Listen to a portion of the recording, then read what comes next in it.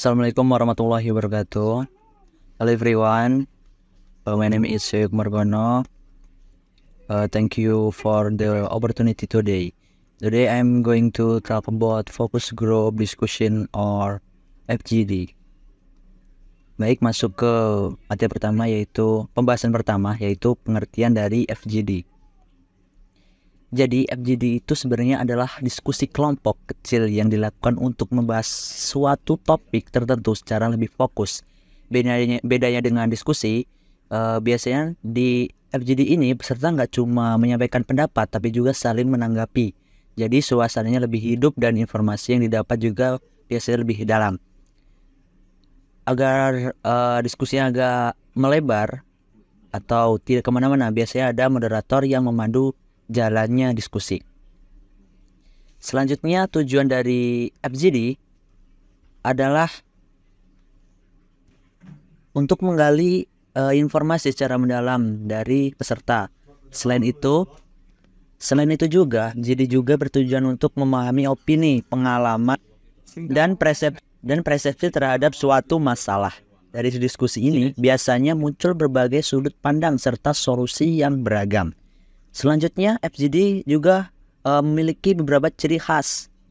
Ciri-ciri dari FGD, pertama jumlah peserta bebas, terbatas maksudnya, biasanya 5-10 orang agar diskusi lebih efektif. Kedua, dipandu oleh moderator. Ketiga, topik sudah ditentukan sebelumnya. Dan yang terakhir, diskusi bersifat interaktif dan di mana semua peserta diharapkan aktif. Baik, setelah kita mengetahui ciri-ciri dari FGD, kita akan masuk ke dalam yang namanya peran dalam FGD. Dalam FGD terdapat beberapa peran. Yang pertama ada moderator, kedua notulen, ketiga peserta, dan yang keempat adalah observer ataupun bisa kita sebut petugas mengawasi jalannya diskusi.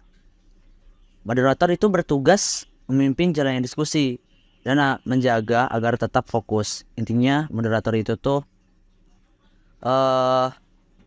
membawa bagaimana jalan diskusi tersebut berjalan. Selanjutnya ada notulen. Notulen sendiri bertugas sebagai pencatat hasil dari diskusi. Dan yang ketiga peserta. Peserta di sini sebagai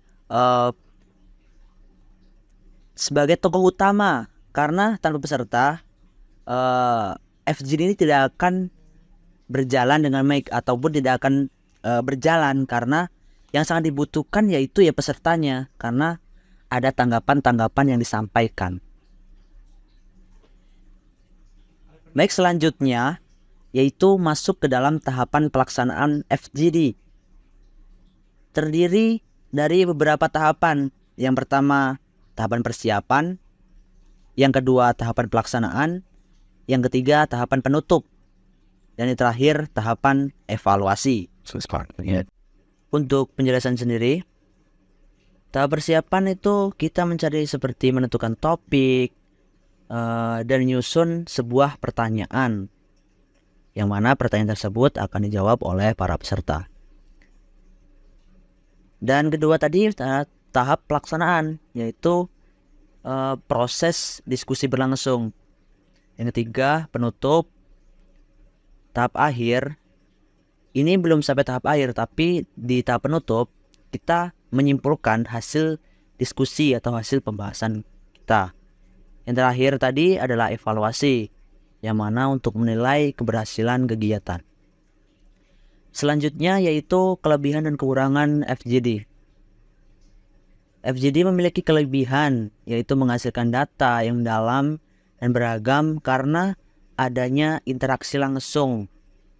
Namun FGD juga memiliki kekurangan seperti kemungkinan diskusi didominasi oleh peserta tertentu dan membutuhkan persiapan yang cukup matang. Kesimpulan dari yang kita bahas pada video kali ini, yang mana FGD adalah metode diskusi yang efektif untuk menggali informasi secara mendalam melalui interaksi kelompok dengan peran moderator yang sangat penting dalam menjaga diskusi.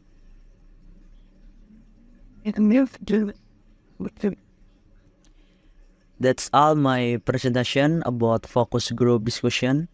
Thank you for your attention. Assalamualaikum warahmatullahi wabarakatuh.